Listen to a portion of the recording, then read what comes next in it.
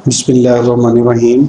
आज जो हम टॉपिक पढ़ने जा रहे हैं ये विंड एनर्जी लेक्चर सीरीज़ का है टॉपिक डायनामिक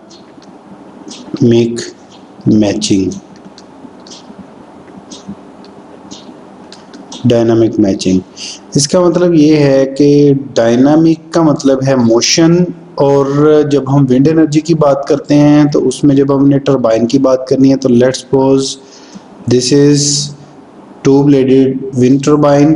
तो एक इसकी रोटेशन होगी और एक इधर से आने वाली विंड की वेलोसिटी होगी। तो ये जो दो वेलोसिटीज़ का इंटरेक्शन है, चूँकि ये डायनामिक कंडीशन में हो रहा है तो that's why we call it a dynamic. और मैचिंग का मतलब क्या है कि इन दोनों का जो प्रोपोर्शन है, जो इन दोनों की टाइमिंग है, वो क्या होनी चाहिए, वो मैच करनी चाहिए आपस में। ठीक है, तो that is called dynamic matching. अच्छा जी, अब डायनामिक मैचिंग का मतलब क्या हुआ कि हम लोगों ने मैच करवाना है इसका relation you incoming wind velocity और रोटेशन के दरमियान जो प्रोपोर्शन है, जो टाइमिंग है, वो हमने मैच करवानी है। ऑल्दो सबसे पहले जो ये इंफॉर्मेशन थी ये हमें गिवन थी बेट्स क्राइटेरिया में। हम सारे जैसे हमें पता है कि बेट्स क्राइटेरिया क्या था। बेट्स क्राइटेरिया दैट इज आप किसी भी जो टरबाइन पावर है वो आप 59% ऑफ विंड पावर आप ले सकते हो। आप half rho A U naught cube, ठीक है। तो 59% of rho A U naught cube. तो इसका मतलब ये हुआ कि इसका है कि P T is equal to C P into wind power.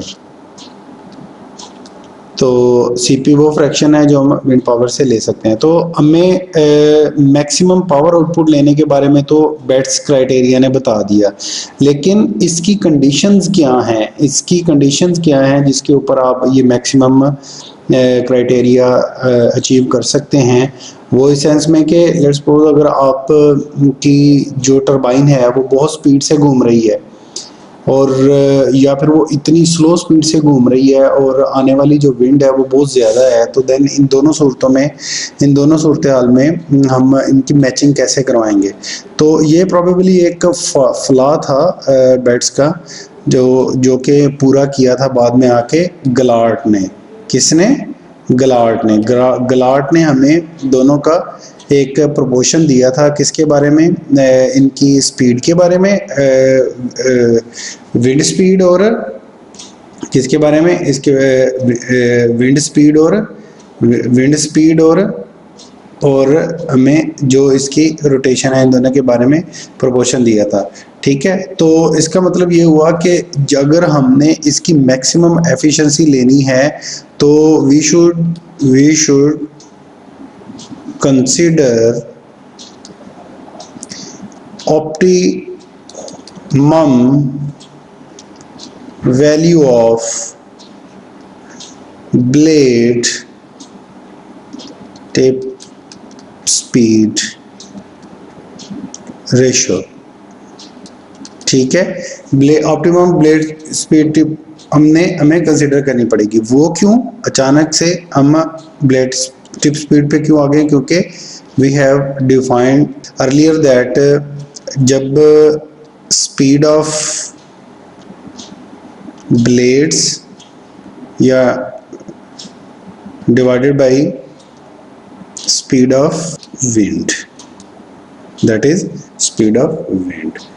तो ये हमारे पास blade speed tip speed ratio है, जो कि दोनों के बारे में क्या हमें बताती है? एक प्रोपोर्शन बताती है, एक रेशो बताती है। तो हमें अगर मैंने किसी भी जगह पे मैक्सिमम एफिशिएंसी लेनी है अकॉर्डिंग टू बेट्स क्राइटेरिया, तो मुझे इसकी क्या चीज़ कंसिडर करनी पड़ेगी, मुझे इसकी ऑप्टिमम वैल्यू कंसिडर करनी पड़ेगी लैम्डा की, जो कि किस चीज़ के बारे में बताती है, ब्लेड्स की स्पीड और इनकमिंग विंड की स्पीड के दरमियान जो प्रोपोर्शन है। अच्छा, वैसे सोचने की बात है, ज़रा यहाँ पे थोड़ा सा थिंक ओवर करें कि मैं इनकमिंग वेलोसिटी और टरबाइन की स्पीड के रिलेशन को एक प्रोपोर्शन में क्यों कह रहा हूँ। इनका जो तवाज़न है, मतलब अगर इनकमिंग वेलोसिटी एक ख़ास प्रोपोर्शन में आती है और वो रोटेट करवाती है टरबाइन को, इन दोनों के दरमियान एक ख़ास प्रोपोर्शन होना चाहिए, एक ख़ास बैलेंस होना चाहिए टाइमिंग का, कि एक ख़ास टाइमिंग में वो उसके ऊपर पड़ेगी, तो तभी हम मैक्सिमम एफिशिएंसी इसकी ले सकते हैं। लेट्स सपोज अगर आपकी टरबाइन रोटेट कर रही है, आप बहुत ज़्यादा मतलब उसके ऊपर विंड स्पीड आना शुरू हो जाती है स्पीड से, तो जो टरबाइन है वो बजाय इसके कि वो आपको आउटपुट दे, वो मे भी उसका स्ट्रक्चर ब्रेक हो जाए। तो दूसरी पॉसिबिलिटी क्या है कि आपकी अगर विंड स्पीड टू स्लो है तो वो मे भी टरबाइन को रोटेट ना कर पाए। तो अगर एक ऑप्टिमम कंडीशन में विंड स्पीड आ रही है, तो आपने वो उस विंड स्पीड पे उसके आरपीएम कितने होने चाहिए कि आपको मैक्सिमम आउटपुट मिल सके। ठीक है, तो ये इस ऑप्टिमम आउटपुट के लिए हमें गलाट ने इसका एक ऑप्टिमम रिलेशन फाइंड आउट करके दिया था। उसने हमें बताया था कि आप इन दोनों की कैसे ऑप्टिमम टाइमिंग जो है वो फाइंड आउट कर सकते हो। देखो टाइमिंग क्यों इंपॉर्टेंट है, जस्ट लाइक मैं इसकी एग्जांपल देता हूँ कि आप लोगों ने क्रिकेट खेली होगी कभी, ठीक है। क्रिकेट में आपने कभी देखा है कि उधर से बॉल डायनामिक कंडीशन में आ रही होती है, इधर से बैट्समैन का बैट होता है, जब दोनों स्ट्राइक करते हैं विद द प्रॉपर टाइमिंग, तो देन आउटपुट मैक्सिमम आती है और आपकी वो जो हिट है वो सिक्सर्स की तरफ जाती है, या उसमें हमें मैक्सिमम जो रिक्वायर्ड रिजल्ट है वो मिलते हैं। तो सिमिलरली टरबाइन में भी बिल्कुल ऐसे ही होता है कि अगर आपकी ये अगर हब है और ये ब्लेड है, ये एक टरबाइन है, तो इसके ऊपर अगर कोई विंड स्पीड आ रही है, तो ऐसे नहीं हो सकता कि इसकी जो इसकी वेलोसिटी है यू वेलोसिटी और इसकी जो रोटेशन है मेगा वेलोसिटी, इन दोनों के दरमियान कोई प्रोपोर्शन ना हो। अगर ये ज्यादा हो जाए, ये कम हो जाए, तब भी एफिशिएंसी पे फर्क पड़ेगा, ये कम हो जाए, ये ज्यादा हो जाए, तब भी एफिशिएंसी पे फर्क पड़ेगा। तो इन दोनों के दरमियान ऑप्टिमम रिलेशन क्या होना चाहिए, वो हमें दिया था गलार्ड ने। ये थोड़ी सी एक्सप्लेनेशन मैं लंबी इसलिए कर रहा हूँ कि आप लोगों को थोड़ी सी अंडरस्टैंडिंग आनी चाहिए कि बेट्स क्राइटेरिया और गलार्ड क्राइटेरिया में क्या डिफरेंस है। बेसिकली बेट्स क्राइटेरिया डील करता है मैक्सिमम पावर आउटपुट को, और Glauert criteria is a further extension of Betz criteria. Betz criteria ने हमें ये नहीं बताया था कि आपने ये मैक्सिमम एफिशिएंसी कैसे लेनी है, वो हमें गलार्ड ने बताया था कि आप अगर ये जो लैम्डा है ना, ये जो टिप स्पीड रेशियो है, इसकी एक ऑप्टिमम वैल्यू ले लेना, इस टिप स्पीड रेशियो की एक ऑप्टिमम वैल्यू ले लें, तो then you would be able to get the maximum efficiency of that turbine. तो इसका जो रिलेशन है वो डिफाइन करने के लिए हमें डायनामिक मैचिंग के उसने कॉन्सेप्ट दिया था। तो हमारे पास दो चीजें हैं, एक विंड वेलोसिटी है और एक इसकी रोटेशनल वेलोसिटी है। तो इसके लिए मैं एक टाइम डिफाइन करता हूं, that is time T B. मैं कहता हूं कि अगर एक ब्लेड ने दूसरे ब्लेड की जगह पे आना है कोई थीटा एंगल कवर करके, तो इस वन ब्लेड को टू ब्लेड पे जाने के लिए कितना टाइम लगा, तो मैं इसको टाइम ऑफ ब्लेड कह देता हूँ। वन ब्लेड का जो टाइम है उसको मैं कैसे फाइंड कर सकता हूँ, चूंकि ये रोटेशन है, तो I have a relation theta is equal to omega t and time is equal to omega by theta. Time is equal to theta by omega, and theta circle में it is 2 pi, and omega को जो आपका book वाला है वो denote करता है इस ओमेगा से। तो टी बी किसके बराबर आ गया, 2 पाई ओवर ओमेगा। ये टाइम कितने ब्लेड्स का है, ये है एक ब्लेड का।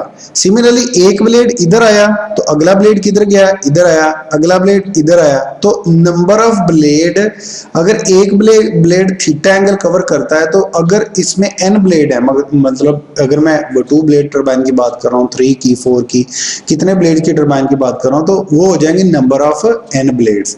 तो इसका जो टाइम है फॉर n ब्लेडेड टरबाइन के लिए वो मेरे पास आ गया 2 पाई n एंगुलर फ्रीक्वेंसी के। ओके, सिमिलरली अब इस विंड का, इस विंड स्पीड की हम बात कर लेते हैं, इस विंड स्पीड की हम बात कर लेते हैं।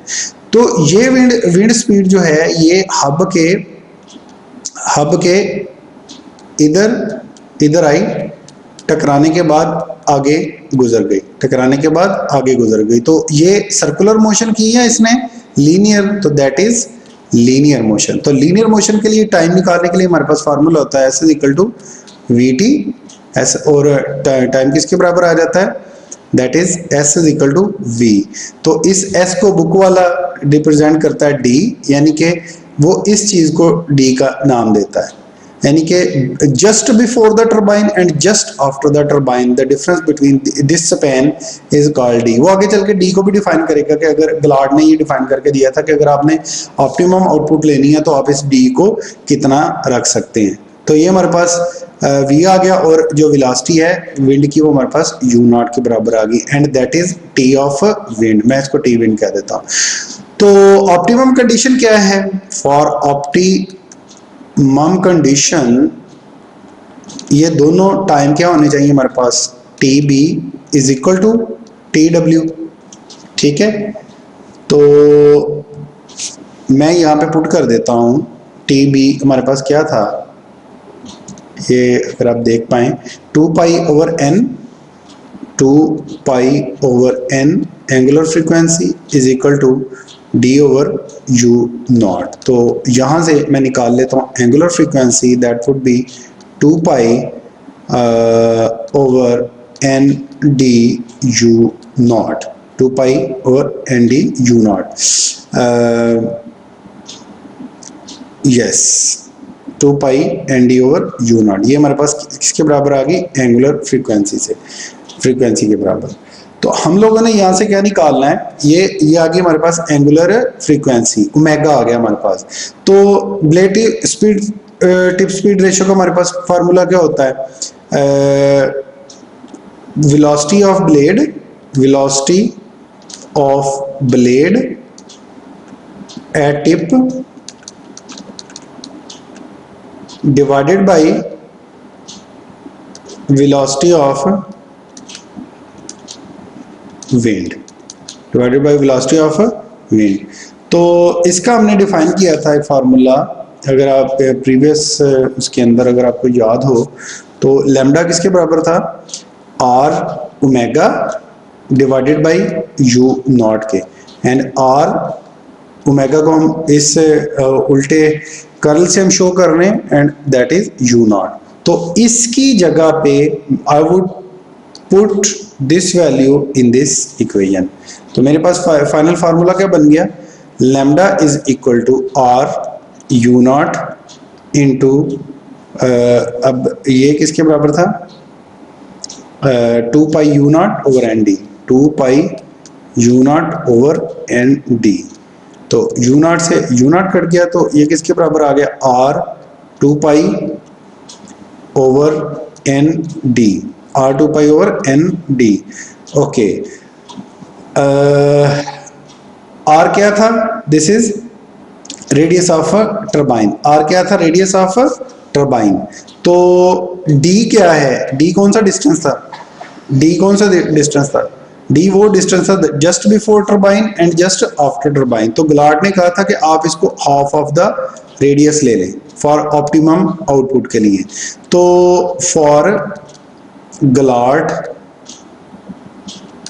क्राइटेरिया,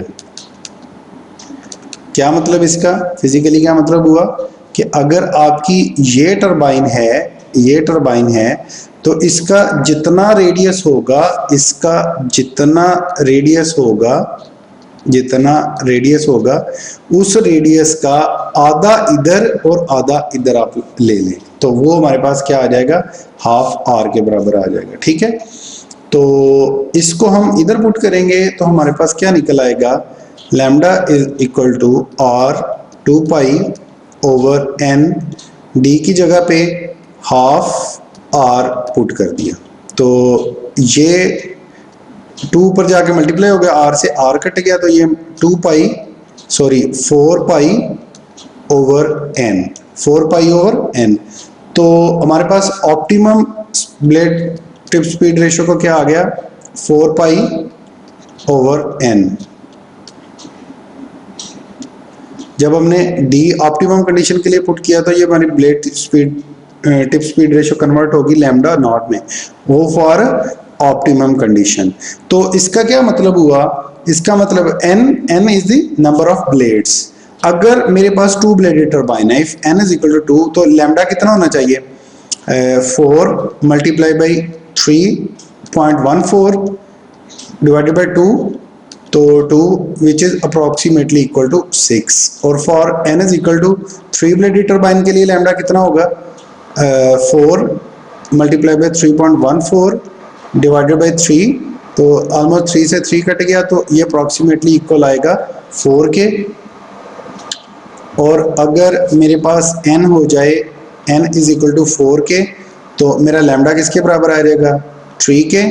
और मेरे पास n हो जाए 5 ब्लेडेड टर्बाइन, तो मेरे पास लैम्डा किसके बराबर आ जाएगा, 4 मल्टीप्लाई बाई 3.14 डिवाइडेड बाई 5। तो इसको आप जो भी सॉल्व करेंगे वो आपका वो 2 पॉइंट समथिंग निकलेगा। तो इसका क्या मतलब हुआ कि जैसे जैसे मैं नंबर ऑफ ब्लेड बढ़ा रहा हूँ, जैसे जैसे मैं नंबर ऑफ ब्लेड बढ़ा रहा हूँ, तो उसकी जो ऑप्टिमम टिप स्पीड रेशियो है वो कम हो रही है। तो यही हमने सॉलिडिटी में नहीं पढ़ा था कि जैसे जैसे नंबर ऑफ ब्लेड कम होंगे उनकी रोटेशनल स्पीड क्या हो जाएगी, कम हो जाएगी। तो डायनामिक मैचिंग में हमें ये पता चलता है कि आपने टिप स्पीड रेशियो कितनी रखनी है। मतलब अगर आप 2 ब्लेडेड टर्बाइन यूज कर रहे हैं तो आपकी टिप स्पीड रेशियो कितनी होनी चाहिए, 6। इसका फिजिकली क्या मतलब है, इसका फिजिकली मतलब ये है कि लेट्स सपोज अगर आपके ब्लेड की स्पीड 6 आ रही है ना, तो आपकी मतलब 6 मीटर पर सेकंड आ रही है, तो आपकी जो विंड स्पीड है that would be 1 metre, that should be 1 metre per second. तो इनकी जो रेशो है वो आपकी कितने कैसे रहनी चाहिए, 6 टाइम, और इसमें 4 टाइम, इसमें 3 टाइम। तो ये ऑप्टिमम एफिशिएंसी हमारे पास ये आ गई। तो ये हमारा डायनामिक मैचिंग का छोटा सा कॉन्सेप्ट था, and that lambda is called Glauert criteria. ठीक है, अब इसको हम थोड़ा सा बुक से देख लेते हैं। ठीक है, ये यहाँ पे आप अगर इसको देख पाएं तो that is dynamic matching, optimum rotation rate, उसके लिए हमें क्या फाइंड करना पड़ेगा, टिप स्पीड रेशियो। तो उसके लिए हमने गलार्ड ने कहा कि 3 पॉसिबिलिटीज हो सकती हैं। इस फिगर को देखें, 3 पॉसिबिलिटीज हो सकती हैं इसके लिए, 3 पॉसिबिलिटीज। पहली पॉसिबिलिटी, इसको जरा ध्यान से समझिएगा, पहली पॉसिबिलिटी क्या है, द पॉसिबिलिटी नंबर 1 कि आपकी जो ब्लेड है, ये मैं ऑलरेडी आपको एक्सप्लेन कर चुका हूं, वो रोटेशन में टू स्लो है। तो क्या होगा कि अगर जितनी एयर आई है उसकी कुछ फ्रैक्शन जो है वो ब्लेड से टकरा के गुजरेगी, बाकी जो है वो अनपर्टर्ब्ड, जैसे वो आई है वैसे ही गुजर जाएगी अगर वो टू स्लो है। यह है ऑप्टिमम। ऑप्टिमम में क्या है कि जितनी हवा आई है वो ऑलमोस्ट वो सारी की सारी वो परटर्ब्ड होके आगे गुजर रही है, यानी कि ब्लेड के साथ वो इंटरेक्शन कर रही है। तो तीसरे में लेट्स सपोज वो टू फास्ट है, तो क्या होगा कि जो मतलब ये act like a solid disc करेगी, सॉलिड डिस्क करेगी, तो जितनी एयर आएगी वो सारी उसमें कुछ एडीज प्रोड्यूस हो जाएंगे, और कुछ डिफ्लेक्ट हो जाएगी बैकवर्ड डायरेक्शन में। तो इन तीनों सिनेरियोज को करने के लिए हमें सबसे पहले ज़रूरी क्या था, डायनामिक मैचिंग। तो यहाँ पे डायनामिक मैचिंग करके हमें गलार्ड ने बताया था, ये इनकी एक्सप्लेनेशन लिखी हुई है, the blades are the blades are too closer, ये देखें इसको रीड कर लीजिएगा, ये हमने रिलेशन बना लिया 2 पाई/n, और यहाँ पे टी डब्ल्यू विंड स्पीड के लिए d/u0, ये s = vt से आ गया। ठीक है, ये मैंने सारा करके दिखा दिया आपको। ठीक है, तो इधर से जब हम पुट करेंगे तो हमारे पास जो रिलेशन निकलेगा दैट वुड बी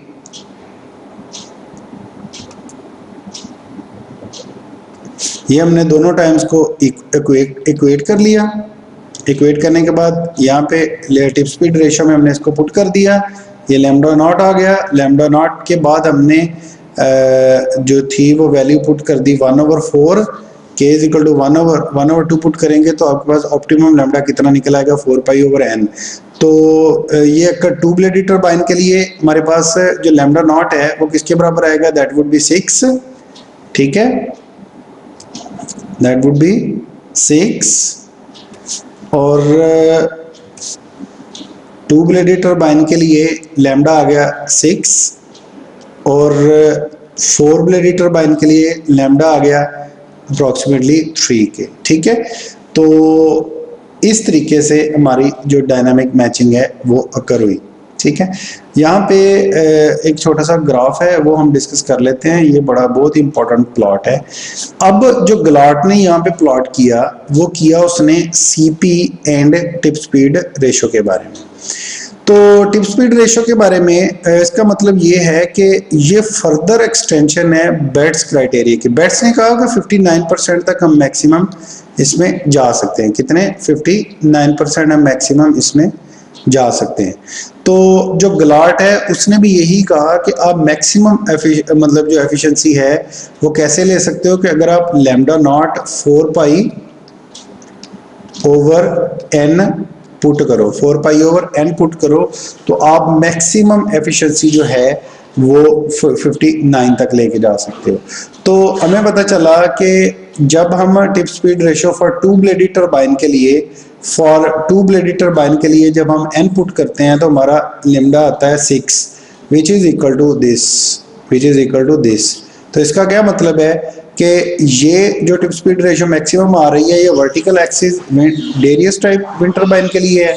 ठीक है, और ये कमर्शियल टू ब्लेडेड टरबाइन के लिए ये मैक्सिमम आ रही है। तो इस जगह पे वर्टिकल एक्सिस विंड टरबाइन में जो चूंकि वो टू ब्लेडेड टरबाइन है उसकी मैक्सिमम पावर कोएफिशिएंट आएगा कुछ इस जगह पे 0.3 और 0.4 के दरमियान, और ये कुछ 0.5 के दरमियान आएगी टू ब्लेडेड टरबाइन में। ठीक है, तो इसका मतलब ये हुआ कि वर्टिकल एक्सिस विंड टरबाइन के लिए अगर वो टू ब्लेडेड टरबाइन है तो उसमें ऑप्टिमम एफिशिएंसी किस पे आएगी, हमें ऑप्टिमम टू ब्लेडेड टरबाइन के लिए अगर मैं लैम्डा 6 रखूंगा तो मेरे पास एफिशिएंसी मैक्सिमम जाएगी। अगर मैं लैम्डा कम कर दूंगा तब भी एफिशिएंसी कम हो जाएगी, अगर मैं लैम्डा ज्यादा कर दूंगा तब भी एफिशिएंसी कम हो जाएगी। और this was the great contribution by Glauert. तो सिमिलरली टू ब्लेड में भी ऐसा ही है कि इसकी जो मैक्सिमम एफिशिएंसी है वो भी हमें 6 के ऊपर मिल रही है। ठीक है, अगर मैं लैम्डा 3 पुट कर दूं तो मेरे पास जो ये है ये अप्रोक्सीमेटली ये कुछ यहाँ पे आएगा।